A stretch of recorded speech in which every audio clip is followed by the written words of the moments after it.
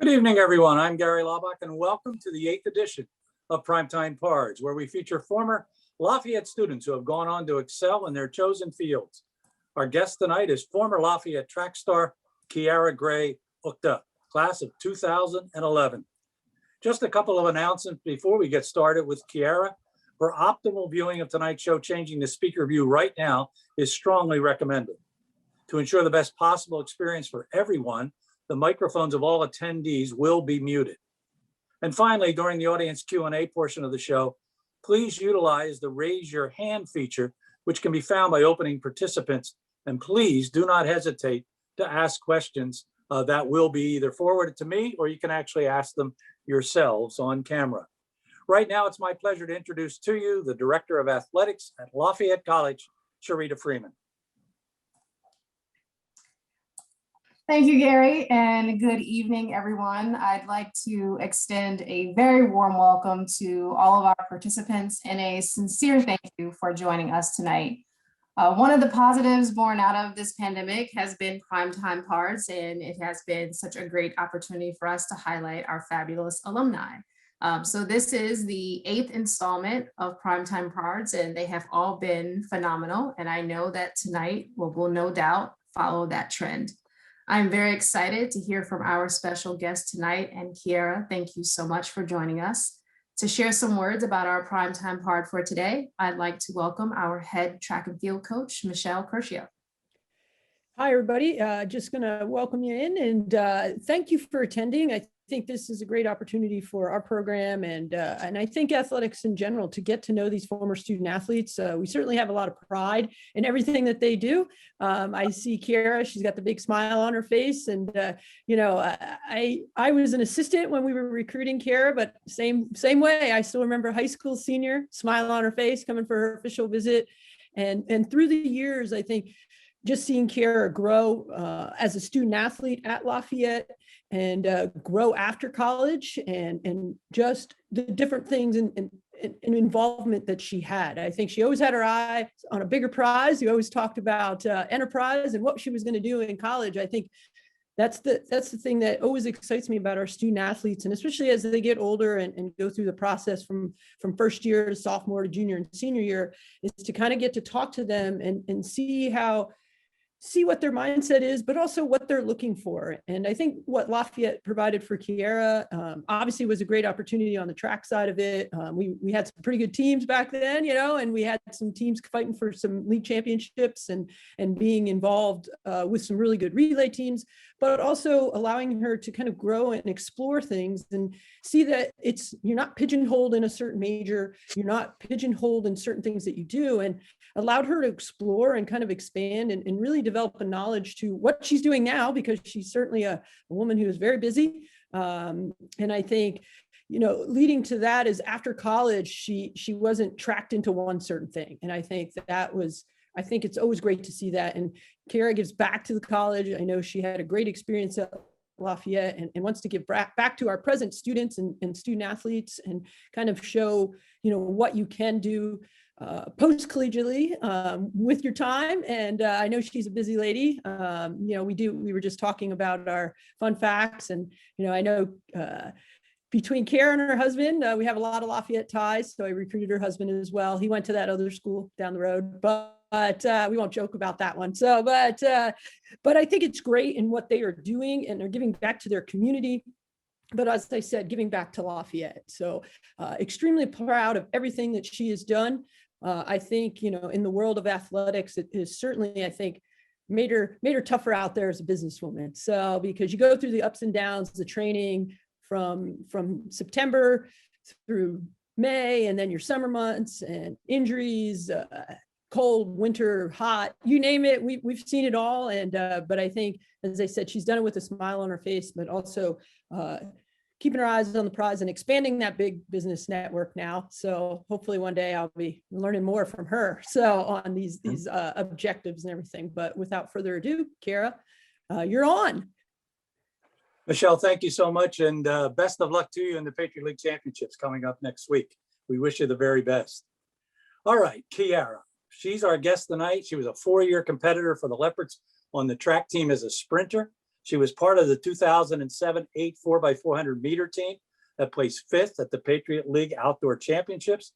During the 08-09 season, Kyara placed sixth in both the indoor and outdoor Patriot League Championships in the 400 meter dash and was named the 2009 Most Outstanding Track Athlete. In 09 and 10, she placed fourth in the 400 meters at the Patriot League Outdoor Championships, and she is a Lafayette all-time top 10 performer outdoor in the 400 meter event. And as you will see, as we talk to Kyara tonight, there is so much more to her story than certainly her years at Lafayette as a track star. Kyara, first of all, welcome. So happy you could take the time. And I know you're a very busy person, so taking the time was something you really had to do. Would you let's start back with your childhood. Tell us a little bit about your childhood in Southern Chester County. Yes, so I am from Southern Chester County, which for those of you who are familiar, I actually grew up, I always say I grew up hearing, the music and the parties at Lincoln University school down there in Pennsylvania. And so I grew up in Rolling Hills with, Amish and farmland and all that great stuff. So I grew up with a lot of family, a lot of a culture of community, and then really watching that community grow and flourish as well. So I was surrounded by family, a lot of athletics, and had a whole lot of fun. You bring back a memory when you mentioned Lincoln University. For me, I played basketball at Moravian and played at Lincoln University. Okay. The night we played them, we went down there and they came out, they had 15 players. I've never seen a better dunking exhibition in my entire life. We thought they were going to kill us. We beat them by 40 points. So it's a good memory. It's not a bad memory. You talked about growing up the rolling hills, the farmland, but that neighborhood was changing, right? As you were growing up. It was. So I watched growing up as those farmlands would be sold and then housing developments would be built. So you kind of watch that transition, and I kind of fell in love with that process of kind of seeing that beginning to end. And I'll tell you, so my on both sides of my family, really, we have a long history of family reunions and just learning about history and things in that neighborhood. And so little fun facts about Lincoln, since you have some connection there as well. My family in the early 1800s actually owned the land that Lincoln University sits on.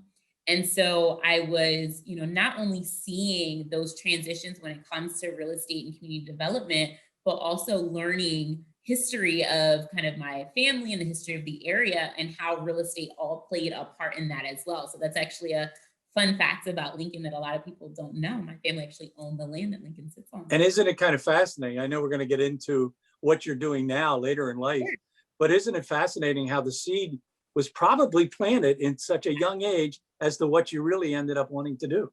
Yes, I think about that all the time, and how like all of those different things come to fruition, and how now, I spend a lot of my time focused on building communities when that was something that's been happening literally, for hundreds of years. So when people are like, well, why do you spend all this time? Why are you so busy? Why do you run around? And I say things like, it's literally running through my veins. It's actually more of a fact than not. Talk a little bit about your family as you were growing up.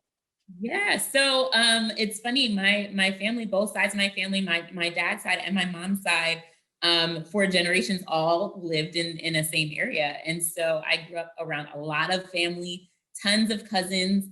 We were all athletes. So we always had family on sports teams, whether that was basketball or football or of course track. So a lot of interaction with our school. I went to Oxford area high school down there in Southern Chester County. So just constantly surrounded. So my parents, my mom, my dad, I have a younger brother as well, but definitely extremely active in our community and in athletics in Oxford. And obviously they instilled in you a desire to do well academically at school, for sure. Absolutely. There wasn't any question marks around your academics or your athletics around in my household. So absolutely. All right, let's talk a bit about your high school years, because there's a number of great achievements there. Let's start with the academics. I know you were just an outstanding student. Yeah, I mean, I was definitely, schooling wasn't something that came terribly difficult to me. I think what for me and probably a lot of my teachers and administrators around me really pushed me to stay involved and constantly challenging myself even outside of the classroom. So whether that was being a three-sport athlete, I was the one. I would do really most of my years. It was cheering in the fall, and then basketball, and then track in the spring. Eventually, by my senior year, I did indoor track, but I had a pretty active schedule all year round, but still was really involved outside of just athletics. And, whether that was student council or whatever other, I was one of those kids that was involved in absolutely everything. I think I did FBLA at one point and all kinds of stuff. So it was definitely all over the school. But really just looking to now kind of looking back, right? Starting to hone in on some of those skills around, working with folks and leading people and trying to make impacts that lasted beyond the time that I was there. And none of that went unrecognized by your peers. I noticed you were also president of your class. Yes, I was. I spoke at graduation, everything. I wasn't, I didn't do the valedictorian thing, but I was definitely up there for sure. Did you have to run for that office? Did you have competition? I did. I ran for that. And then I believe I was also I was on homecoming and prom court and all that good stuff as well. So kind of had some of those Miss Popularity contests in there, in there a few places. It sounds like you look back on those years very fondly. It was a great time. I mean, like I said, having so much family around constantly, that there was a lot of cousins that were in classes, and I graduated with, and teachers that I had that my parents had. So it was very that small knit community where we're all just kind of interacting all the time. So a lot of people I still have contact with now when I go home. The very unique part, I think, about your athletic career is the fact that you chose cheerleading during an off season. I mean, most athletes will be part of a track team, basketball team, and then another sport. And cheerleading has become a sport, obviously. But why cheerleading? Absolutely. So I'm going to tell you now, cheerleading got me in the best shape out of all those all the sports, and I can kind of say that doing so many. But I actually started cheering when I was probably about 4 or 5. And so I just continued on. So I did it in high school for probably a year or two before basketball turned into a year-long process. So actually in basketball, we were constantly in state competitions and things like that. So when it came to college, it was kind of a toss-up between basketball and track. And then I decided to lean harder on the track side. But yes, I'm definitely one of the ones that will argue all day long that cheerleading is absolutely a sport. Describe your basketball prowess. I noticed the team was very successful in the district championship for 3 straight years, Chester County champions. Where did you fit into that team? Yeah, so I was definitely known to be thrown on the court for defense. So that was more of my thing. So being quick, right? And I might be small, but I can be kind of scrappy. So I was definitely known on the defensive side. And we had a couple of girls who we had played together for years. And so we just had this flow together. So we had a lot of fun, and our girls basketball team was amazing, but our guys was as well. So we had a really strong run across our high school for several years, which was a whole era in a small town like ours. So we had a really great time. And what made you want to go out for track? It's kind of a individual type sport. You kind of have to push yourself. And obviously you did that, league championships there too, championship relay team. Why track? Yeah, so track, my mom was known to run track. So she did when she was in high school as well. I believe she still has records there as well as myself. And so I was always fast. So went out for track in middle school. I think I have records there as well. And then in high school, just kept it going. And so started to fall into just really finding my own stride, right, in athletics and what was going to help set apart, because we had so many really great athletes on the basketball side, still finding my own path. And so track was just a place where I was able to really push myself in spaces where a lot of things came, relatively easily. In track, I had to really lock in, right? Especially in the 400 meters, you have to lock in all the way because that last 100 meters will kick your butt. And so track kind of really instilled some key things around, perseverance and sticking with it and leaning in and running through the line, like all those things that as a business owner and entrepreneur, you kind of find yourself repeating, in the back of your head. And so with that, I was able to roll into to track in high school and just continue to grow from there. How did it go over when you broke your mother's record? So luckily, I think she did so I think she's gonna be mad at me for saying this, but they switched from meters to, they kind of switched up some things on how they measured time in there somewhere, from yards to meters, right? So I think she did like the 100, and so I did the 2 and the 4. So you broke the 200 meter record and still kind of rubbed that in, I guess. Everyone's a lot. Mom's watching. I don't know whether she wanted us to bring this story up or not. So obviously, you must have been an extremely disciplined individual. And was it self-discipline or was it imposed upon you? Or because it sounds like you didn't have a lot of time, except all good time in terms of the academics, the athletics. I mean, you managed to fill your time with good things. Yeah, I mean, I don't think I had much, definitely didn't have much time to get into trouble, right? And I think in our kind of the way we're structured and our family constantly being around it, just really constructive activities, whether that was, athletics or schoolwork or extracurriculars or community service, there was always something to do. And because there were so many family members, it was always a lot of fun, right? So it didn't feel like work. So I wouldn't even say that we were, and when I say we, I'm thinking myself and my brother kind of forced to do athletics or be involved or, someone standing over top of our back, making sure we were doing our homework, but really just a culture of this is what you do. So it was never a second, kind of a second thought or an option. It just was. That's just what everyone did, is their athletics, be involved, and then, continue to move on from there. In your high school years, did you ever do anything you weren't supposed to do? Honestly, I was kind of boring. Like if I really, I can't, I don't have many of those high school stories. Now I can give you some stories from college, but high school stories, I didn't have any of those because there weren't many places to go or things to do when, you're related to everyone. So yeah, I stayed actually really out of trouble in high school. I wasn't too bad in college, but I definitely found my way around campus to have a good time, especially with some of the track houses and things that we had back in the day. I think you're going to find this interesting. Susan Melrath, you know the name? Yes, I do. Your middle school teacher. Uh-huh. She's with us here tonight.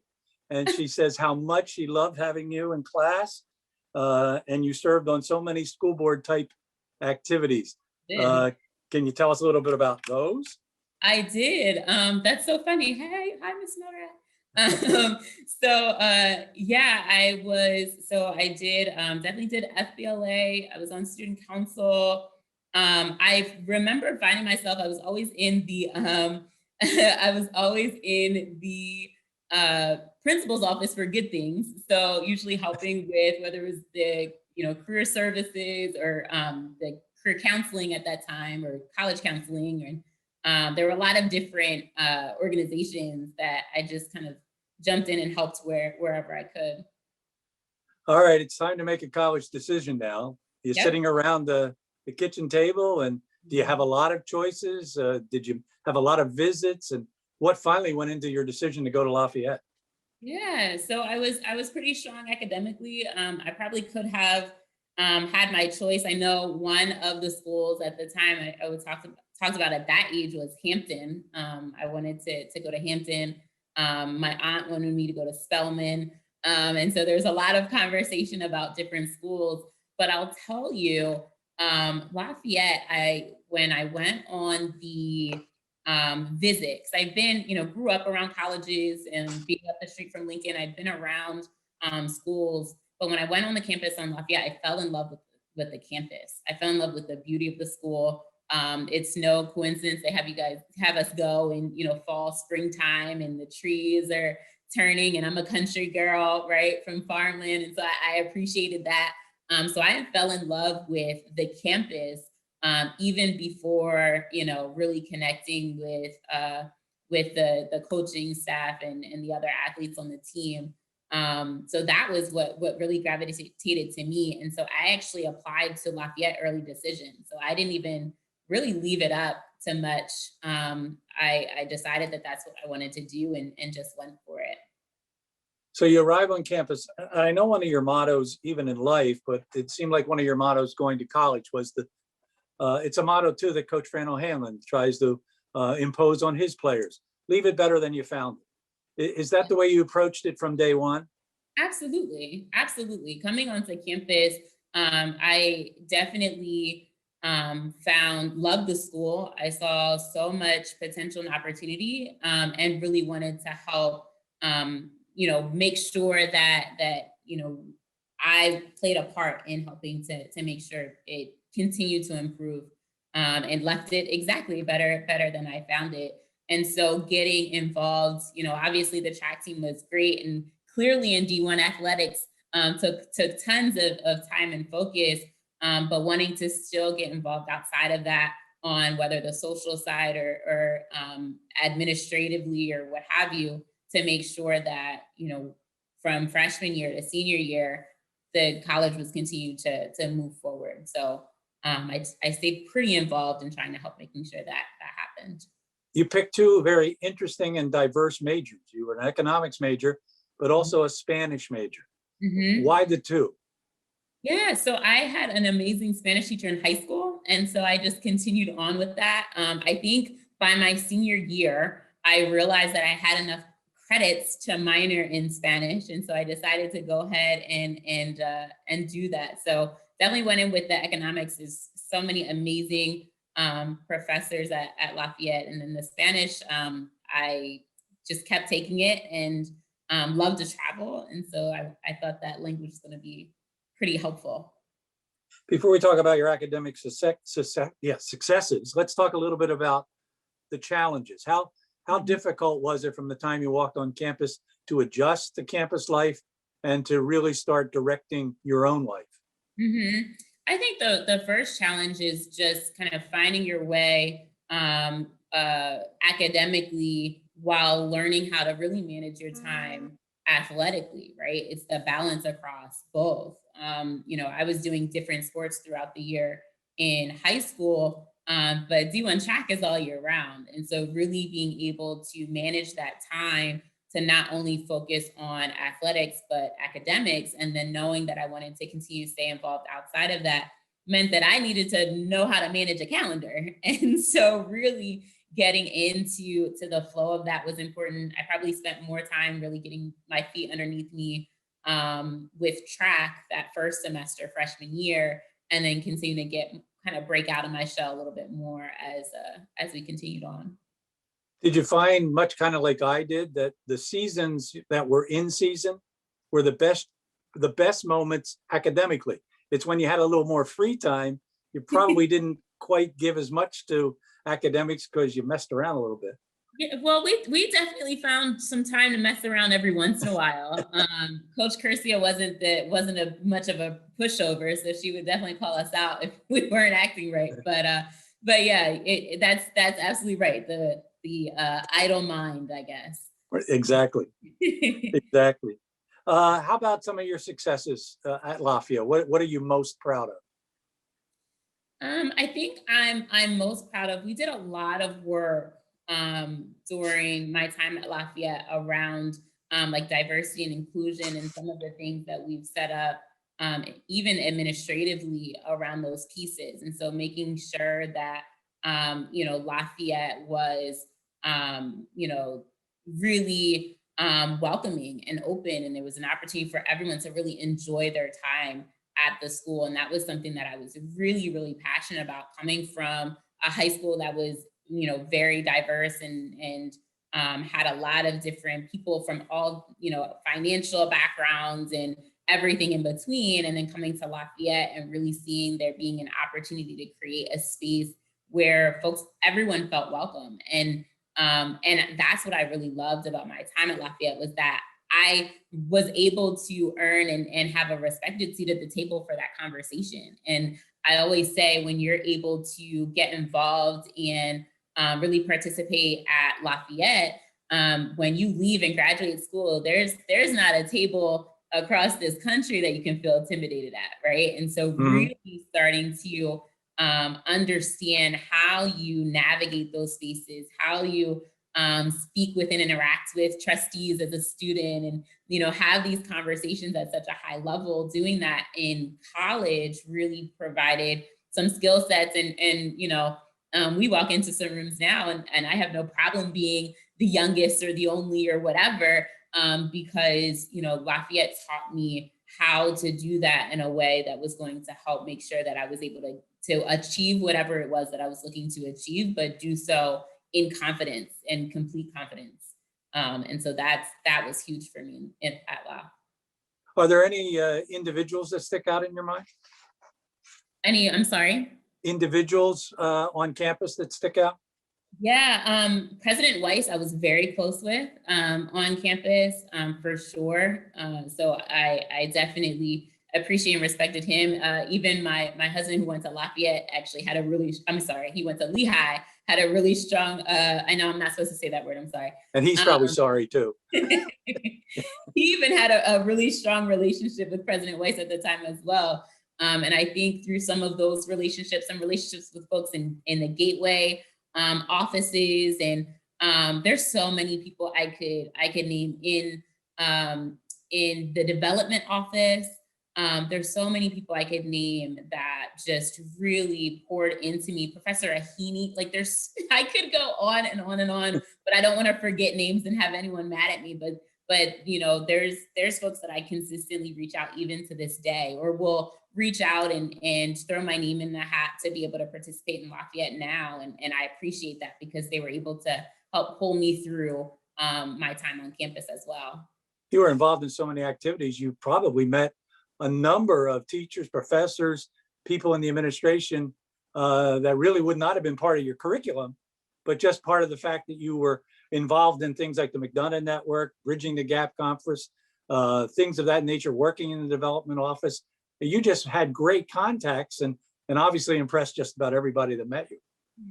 I definitely built a nice little Rolodex while I was on campus, for sure. And at some point, I even worked at the Italian restaurant right across the street from Wawa at one point. I don't know where I found all of this time. I think that's why people say I'm busy now. I'm like, well, you should have met me a couple years ago. I don't know how I did have stuff I did on campus.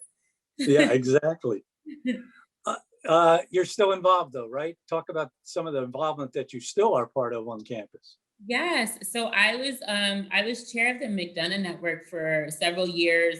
Recently stepped down, and now I'm still definitely involved. I'm also a young alumni representative on the trustee board with the real estate committee, which is a really amazing opportunity as well. I just got reached out to the other day. I'll be participating in a real estate competition on campus next week, which I'm really excited about. It has some athletic ties and what we're doing on the athletic field. So I try to stay involved. I have an 8-year-old, so try to throw all of that on top of some of the business stuff we're doing, but I try to stay involved as much as I can. Not sure if you're aware, but recently Lafayette Athletes, they formed Lafayette's Athletes of Color, an organization on campus. And the Patriot League obviously is committed to the pursuit of anti-racism, promoting unity, respect, and activism. And I get a sense that not only would you have been a part of these organizations and groups, but you probably would have been a leader. I'm sure I would have had something to say about it. And there wasn't, at that time, there's not much that I felt like I wanted to say that I didn't get out. So I'm pretty sure I would have had a place in there somewhere. All right, on to your career. You leave Lafayette. There's more education though, right? I did continue on for a little bit and start my MBA. I really thought about it and realized that I was just trying to defer my student loans a little bit longer. And that wasn't a good reason to continue. So I did not, I decided to shift because what I realized was where I was headed probably did not include necessarily following the path that a lot of people were taking at the time, which was getting that MBA. So I did try for a second, but I reflected on it and said, you know what, this probably isn't the best spot for me, and took some time to figure out what exactly that was going to be. So then Travelers Insurance comes into your life, right? Yes. So Travelers, one thing I did do while I was at Lafayette was I was in Inroads, actually. And so through Inroads, I got connected with Travelers, where I did a few internships, and then joined their organization. They actually had a leadership development program in Hartford, Connecticut. And so I moved to Connecticut. We packed up my now husband's car and drove to Connecticut and moved straight there from right after graduation. And so that was amazing. So moving to Connecticut, being in this new space and really starting to take some of those skills that I learned, in the administration office at Lafayette and take them to the boardroom at Travelers, which was a lot of fun and full of a lot of learning for sure. It didn't take them long to recognize your leadership skills either.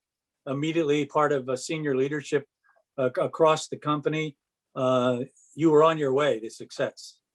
It was at that time, it was all about kind of climbing that corporate ladder, right? That's what I was thinking and focusing on. And so in that program, you're going through different areas of the organization, and we're working with chairs of the board. It was really, really amazing. But it's funny, at that same time, I was like, wow, so I have to do this for how long? And then I get a pension, right? And Social Security, that conversation starting about that not being funded. I'm like, hold on, wait, is this necessarily going to be the best thing for me? And so that's when I really started to think about what was my goals, like what is it that I wanted to accomplish, not what kind of sounded and felt like the right thing to do because that's what everyone else was doing or thinking about, but really what is it that I wanted to do and accomplish. And so that's what started kind of planting even those types of seeds for what was to come next. It almost sounds like the seed of confidence just carried you to make any decision you felt was the right one to make, even though it had to be a little bit scary. Absolutely. But I definitely learned to bet on myself. If I'm going to bet on anyone, it's definitely going to be on me. Oh, how about now you then went on to be a software developer, is that correct? So I ran operations for a software development company. So after I left, so I was at Travelers in Connecticut. Then I transferred to Baltimore. They have an office in the Baltimore area. And I actually got a message on LinkedIn from someone that I knew of who was running a software development company in Baltimore and wanted to chat. He kind of saw some of the skills and things that I was doing at Travelers and wanted to talk about his company and his organization. And so I ended up joining their organization, running operations, and taking the skill set and the learnings I had in a corporate environment and figuring out, well, how do you apply this into a startup environment, right? How do you apply this in a different space? And to help kind of, again, leave something better when you left it, right? So I went into that organization. We had already started to buy some real estate. I had already set some pretty big goals there. And I actually went into that interview and something that his name's Dalali, Fearless Solutions. One of the things he said was, well, what are you passionate about? Like, what is it that you are looking to do and accomplish? And I told him, I said, I want to work full-time in real estate by the time I'm 30. He's like, cool, that's great, right? And so we set up some things and I said, I want to make sure, by the time I leave Fearless, I want you guys to really be able to scale. And so those were kind of the things that we talked about at my interview. So again, confidence, who goes in and says, my goal is to quit in a couple of years. But that's kind of how the conversation went. And so I went and ran operations for them for a couple years in that startup environment. All right, before we get to the startup environment and starting your own business, let's talk a little bit about your husband. How did you meet your husband? And we do know by now he's a Lehigh grad, so we won't hold that against him. But how did you two meet, and how did you end up being married? And I think we have a picture of your family, which I think we can put up there too while you're telling us. Sure. So I actually met my husband, Khalil, on campus at Lafayette. So he actually came to Lafayette with two of his friends from Lehigh. And he came over to hang out and meet up actually with one of my roommates, which I tease him about all the time. And so we met officially that day, and we've kind of been together ever since. So we actually kind of built a friendship, and then have been, it's about 12 years now we've been together. It's a great story, and there's your beautiful family there on screen. Your daughter's name is? Michaela. And how old is she now? She will be 8 in July. So she's. So you're doing more leadership there, probably. Well, I think she's leading me at this point. I've kind of given up on how that's going to go. You form your own company, Charm City Buyers in Baltimore. Mm-hmm. Let's talk first of all about the motivation. You mentioned when you and I exchanged some emails that you were motivated by Maslow's hierarchy of needs. Mm-hmm. I taught Maslow's hierarchy of needs when I was teaching English, but I always taught about the psychological needs. Yep. I always talk about attention, acceptance, approval, affection, those things. Yep. That's the psychological needs. But you had to start. I always use the analogy of a ladder. Maslow's hierarchies are the rungs of a ladder, and you can't get to rung 3, which is the one I used to talk about, until you get to 1 and 2. Yep. And you realize early on that as a businesswoman in the real estate industry in Baltimore, if you were going to help people who needed help, you had to start on that first rung. You had to start on the basic needs, food, clothing, and in particular, shelter. So is that kind of what formed your direction in terms of the business? I think what's really important to me, especially when it comes to the hierarchy of needs, is when we use language to talk about a city like Baltimore, we talk about the challenge that the city has. And what I'm really intentional about is also talking about the environment that creates some of those challenges, right? And so when we think about, let's say whether it's the school systems or, anything, right? You just, throw a dart at it, right? You can really come back to things like, as a child, if you're on your way to school and you're walking past homes that have been vacant for the last 30 years and it's, dilapidated or vacant or blighted, if no one sees value in where you live, how do you then start to see and find value in yourself, right? And so that is really big.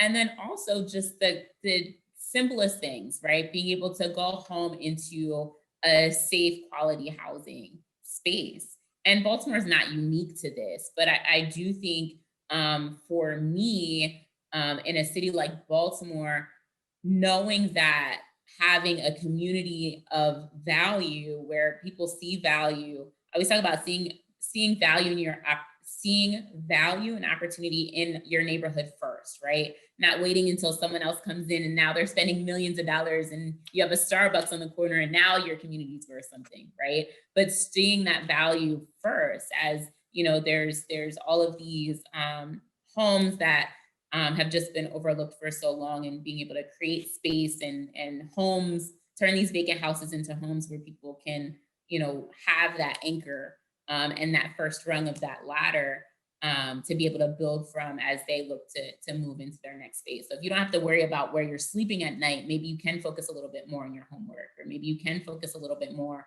on some other things, because that first rung, it tends to be overlooked quite often. Yeah, you don't get the knowledge and understanding. That's the 4th rung. So you've got to get through all those others. Mm-hmm. But the average person, and I'll probably include myself, and now I feel badly, I would walk by those communities and I would despair for them. Mm-hmm. And I would say, this can't be changed. And I would keep on walking. Mm-hmm. You didn't do that. And I wonder, that seems to me to be such a great challenge. I wonder what's inside of you that made you take on that challenge, you and your husband. Yeah, I mean, I will say Chloe is born and raised in Baltimore, so that definitely helps. But I'm not, right? And I'm probably more rah-rah Baltimore than even he is at this point. But I think that I think it's so we were already investing in doing quite a bit in Baltimore prior to, but the Freddie Gray uprisings was probably a really big pivoting point, right? And the reason for that, one is we were physically in Baltimore, right? So that's a whole nother experience than what you might have had watching it on TV. But what was challenging for me physically being there was the narrative portrayed and the actual reality and of being there, right? So the very next day, Phil and I spent the entire day, we walked all across the city and we're doing cleanups, and there were literally hundreds, if not thousands of people doing exactly that, right? And you saw not only the power of the community and the culture of Baltimore and just the beauty of the city, but you also saw how, you know, we were so quick to narrow in on some of the actual kind of, you know, isolated incidents that looked really, really big, right? And while I was at Lafayette, I actually studied abroad in London, and I did a class on media and how the media can portray things and things like that. And so during the uprisings, I watched how the media portrayed that that situation and was directly there and saw what the reality was. And it put something, I think that planted a seed, or at least watered something that was there around changing the narrative, right? And having more control around what stories are being told and how we can amplify positive things and positive opportunities without discarding the challenges, but really spending time and being intentional about seeing opportunities and doing something about it. And so that, I think, might have been one of the pivotal points to where I turned it up a notch, right? At that time, we had some rentals and it was cool and we had cash flow and we were good.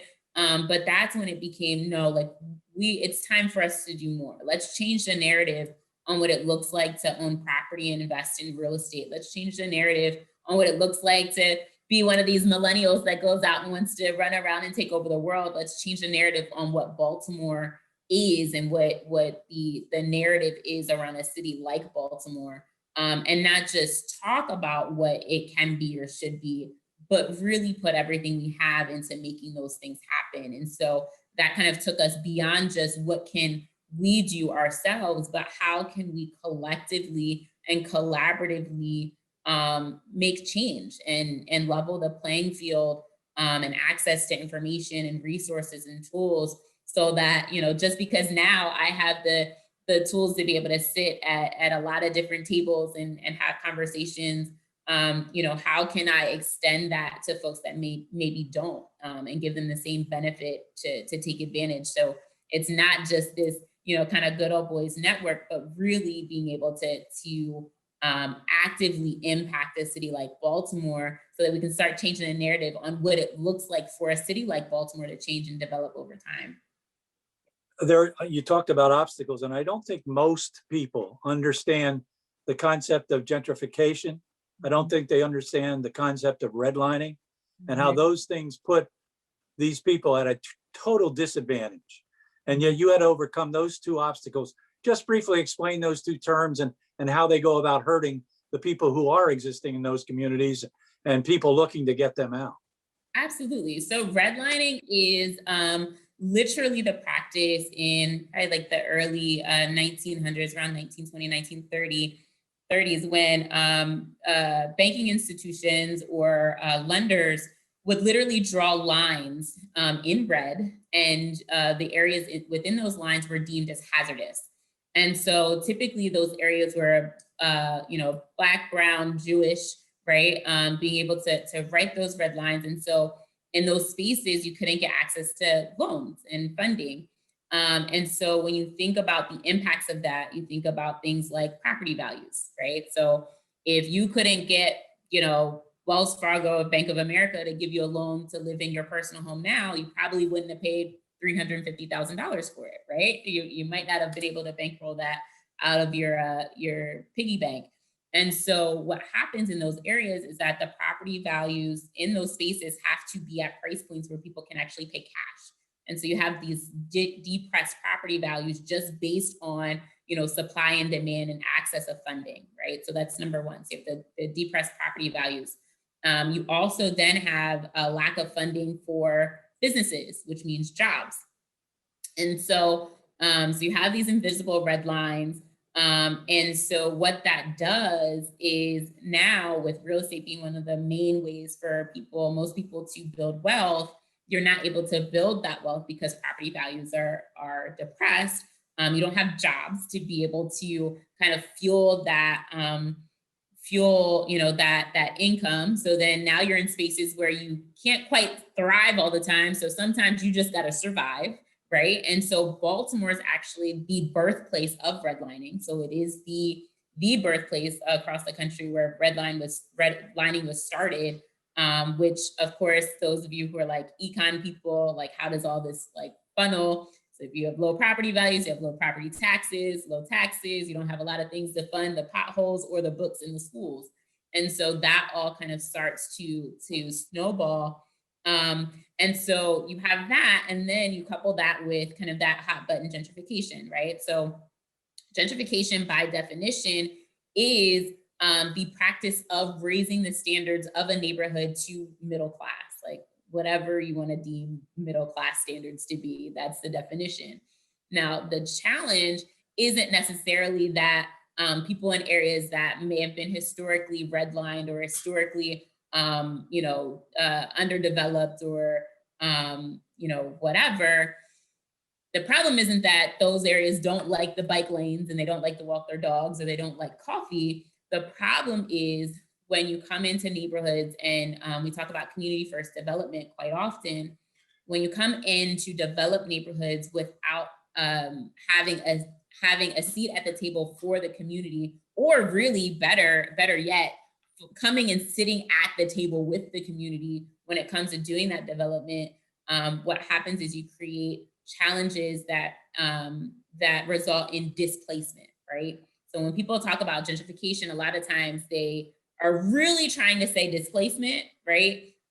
Because displacement is truly the problem, not the dog parks. And so displacement is when the property values in these areas start to increase because of the development. And now, Auntie Jane that's been living up the street for 50 years, now her property taxes have increased because property values have increased, but she's on fixed income and can no longer afford to live, or rents start to increase and people can no longer afford to live there.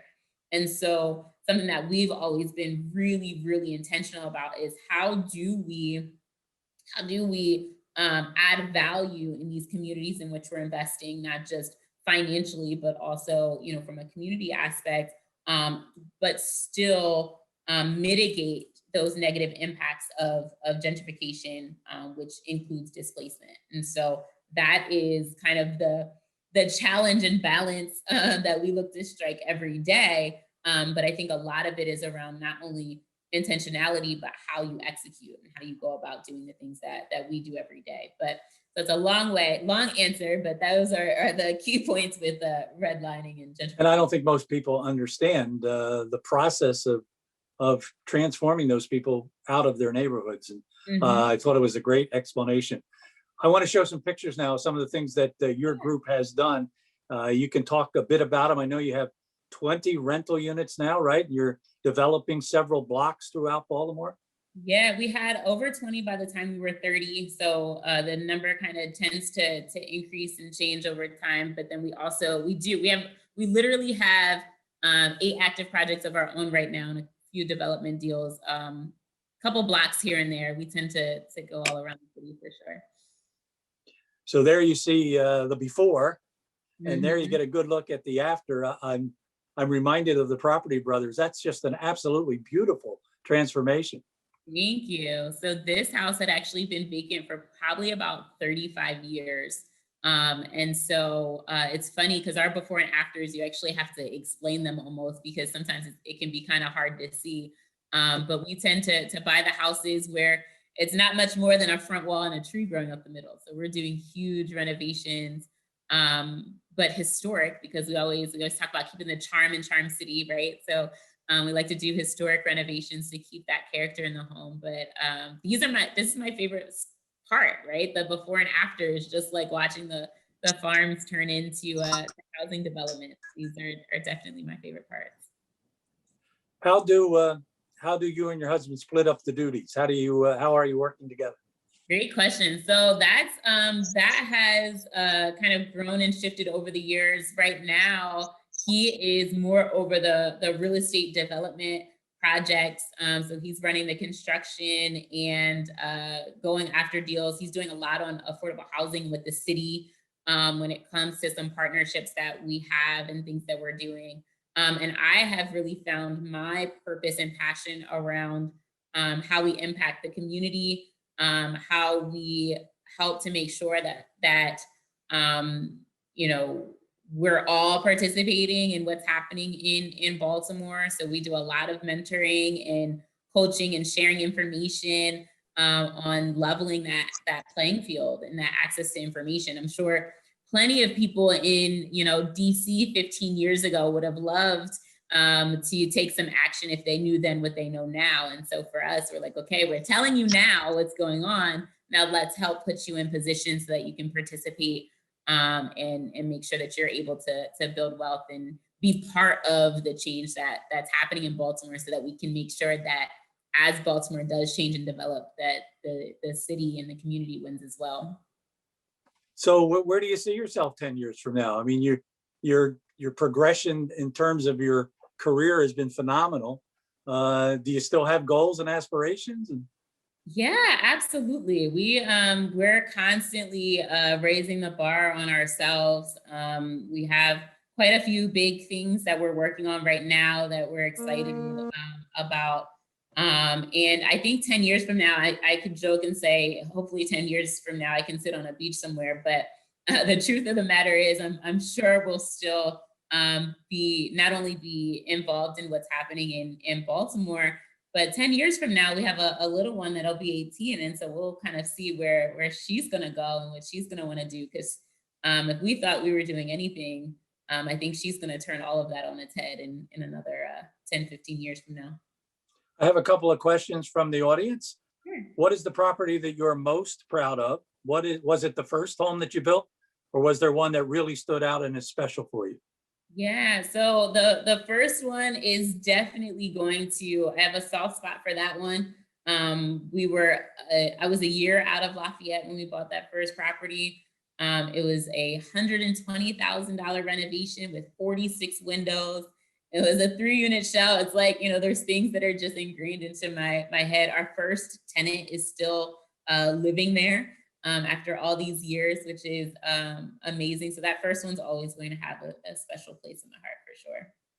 The next one, during your Lafayette College athletic career, was there anyone in your family, friends, faculty, coaches, or clergy who provided you with the motivation or insights that significantly impacted you as an athlete? Can you share the experience with us? Yeah, I mean, I don't even know that I could choose just one, person or place. I think one thing that was amazing has always been, a blessing for me is that I've always been able to take so many great things or, be a part of so many great things from so many people and be able to kind of piece that together and take it and make it my own. I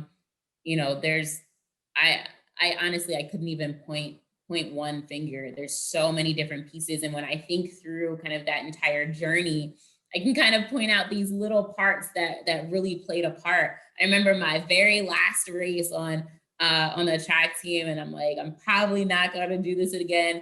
And I literally left it on the track. I think I beat my best by like 2 seconds in the 400 on that race, like really leaving it all on the line. And so, I've always been really blessed to be surrounded by people to just, impart their gems And I can't believe the hour's gone by so fast. I have one more question for you. It's been a fascinating conversation. What's your thoughts on the current climate in America? It's Black History Month. What are your thoughts? I know you're at times angry, you're very at times passionate. Tell us a little bit about your feelings right now. yeah, so that's a loaded question to end with, but I will say that clearly there are challenges. Clearly, there's tons of opportunity, and I think even now, a lot of us are trying to leave this place better than what we found it. But what I will say, in power and possibility, which is one of my kind of themes for the year.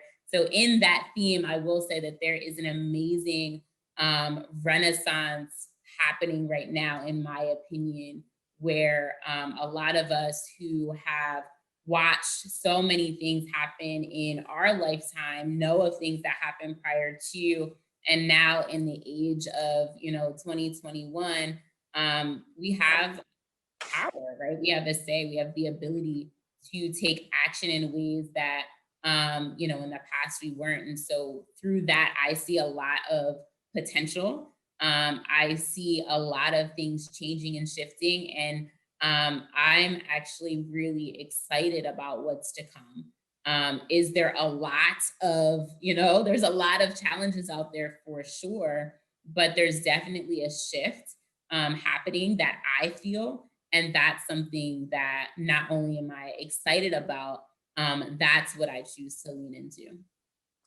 The most frivolous question of the night, it'll be our last one. And I have a feeling it came from Josh. What's your favorite place to eat in Baltimore? Oh, that's a good one. So I will tell you, Josh, there's a lot of new, if that was Josh, probably was. I'm guessing. There's a lot of new, amazing restaurants. A friend of mine is a food blogger, Charm City Table. If you're looking for spots, I would definitely check her out. One of my favorite spots right now is called Poppy Cuisine. They opened up maybe a year or so ago and have been pretty much sold out ever since, even during COVID. So Poppy Cuisine is amazing. But there's so many great spots in Baltimore. If that's one thing that I don't think people understand. I think we could almost, like, coming up here soon, I think we're going to be able to go toe to toe with, like, well, I might be pushing it. I was going to say like a New Orleans, but I'm feeling it. So I'm just going to, there's a lot of really great places to eat in Baltimore. Kyara, I cannot think of a better example of the product that Lafayette College puts out.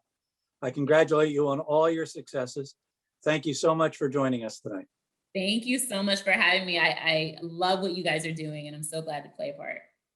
I will remind everybody that details on March's edition of Primetime Pards will be shared via social media, Twitter at Go Leopards and GoLeopards.com. We thank you so much for spending time with us on this edition of Primetime Pards. For all of us, I'm Gary Laubach. Good night.